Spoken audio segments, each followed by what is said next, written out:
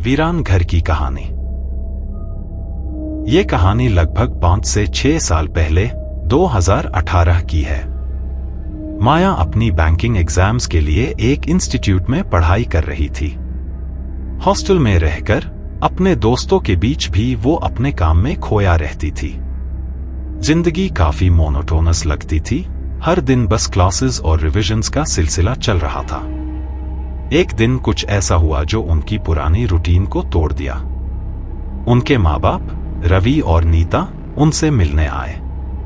उन्होंने माया को बताया कि वो उससे अपने मैटरनल ग्रैंडपेरेंट्स के घर ले जाना चाहते हैं। ये सुन के माया का मन खुश हो गया, क्योंकि दादी दादा के घर जाना हमेशा स्पेशल होता था। और ये भी एक ऐसी जगह थी जहां वो अपने बचपन की यादों में खो जाती थी। वो शाम को अपने ग्रैंडपेरेंट्स के घर के लिए निकल पड़े। घर पहुंचते पहुंचते शाम हो गई थी। उनके ग्रैंडपेरेंट्स आशा और मोहन ने माया का स्वागत खुले दिल से किया। घर की हर दीवार पे पुरानी यादें बसी थी और उनका प्यार उस घर में महसूस होता था। उस रात उन्होंने बहुत अच्छे से वक्त बिताया, हंसना, बातें करना और पुरानी यादों को ताजा करना। अगली शाम को रवि ने बताया कि उनके एक दोस्त अजय ने नया घर लिया है और उनकी घर की गृह प्रवेश की रस्म है। माया को अजय के बारे में ज्यादा पता नहीं था, लेकिन वो क्यूरियस थी कि किस तरह की सेरेमनी है। शाम के 7 बजे वो सब उनके घर के लिए निकल गए। रास्ते में पतली गलियां थी और गाड़ी घूमती हुई चल रही थी। जैसे ही वो अजय के घर के नजदीक पहुंचे, माया ने कुछ देखा जो उससे थोड़ा अजीब लगा। एक पुराना वीरन घर जो सड़क के मोड़ पर खड़ा था, बिल्कुल खामोश और उदास। वो घर अपनी पुरानी दीवारों और टूटी हुई खिड़कियों के साथ काफी डर लगता था। और उसका माहौल बिल्कुल भी ऐसा नहीं था जो नॉर्मल हो। माया के अंदर कुछ अजीब सा महसूस हुआ। बचपन से माया को ऐसे वीरन और छुपी हुई जगह काफी अजीब लगती थी, लेकिन ये घर कुछ और ही था। एक ऐसी जगह जहां कुछ गलत हो सकता था। वो अपनी माँ नीता से पूछती है, ये घर कितने समय से बंद है? नीता ने थोड़ा गुस्सा होते हुए कहा, माया, तुम्हारी कल्पना को रोकना होगा। ऐसे चीजों पर ध्यान मत दो। लेकिन माया की क्यूरियोसिटी जारी थी और जैसे ही उन्होंने घर के पास से गाड़ी निकाली, उनको एक ठंडा सा शिवर महसूस हुआ।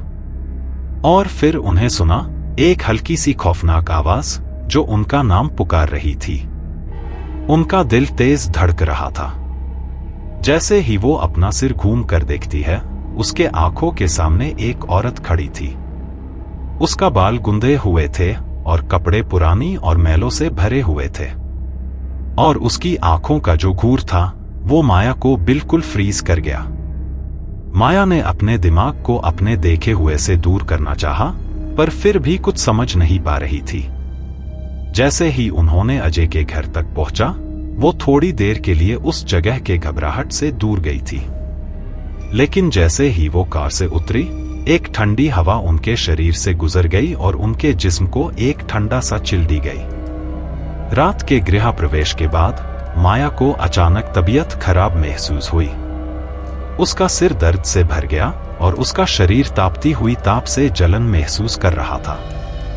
वो अपने कमरे में जाकर सो गई। सुबह होने तक माया की तबीयत और भी खराब हो गई थी।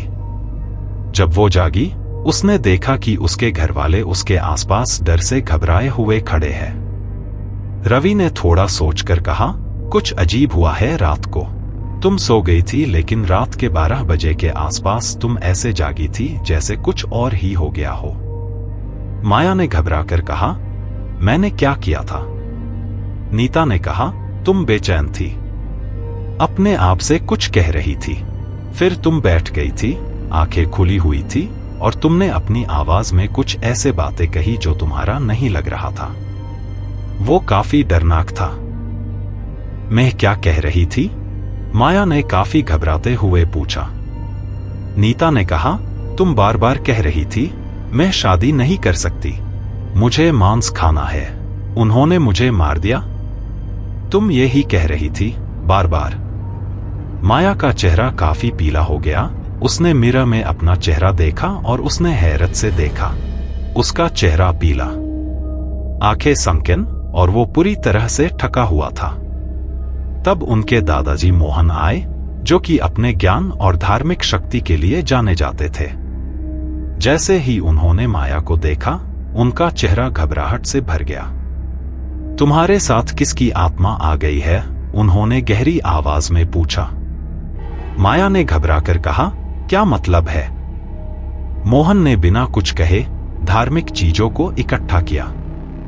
वह पुराने मैंट्रोन को गुनगुनते हुए अपनी आवाज में एक गहराई ले आए। कमरे का माहौल धीरे धीरे भारी हो गया, फिर थोड़ा हल्का हो गया जब मोहन ने अपने मैंट्रोन का अंत किया। आखिरी में उन्होंने माया के चेहरे पर फूंका और कुछ ही पाल में माया को हल्का महसूस होने लगा। बुखार उतर गया और उसका दिल हल्का हो गया। मोहन ने कहा, माया, तुमने खुद से एक बुराई रूह को अपने साथ ला लिया था।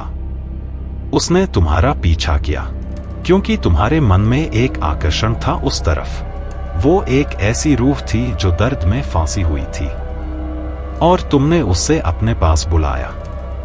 शुक्र है कि मैं उससे तुमसे दूर कर पाया। माया का मन काफी घबरा गया था। ये अनुभव उसके दिल में गहराई तक छा गया था। वो कभी नहीं भूल सकती थी उस औरत की आंखें जो वीरन घर के दरवाजे पे खड़ी थी और वो आवाज जो उसने सुना था। ये एक कड़वा याद थी कि कभी कभी हमारी क्यूरियोसिटी हमें उन जगहों तक ले जाती है जो हमारे लिए खौफनाक हो सकती है।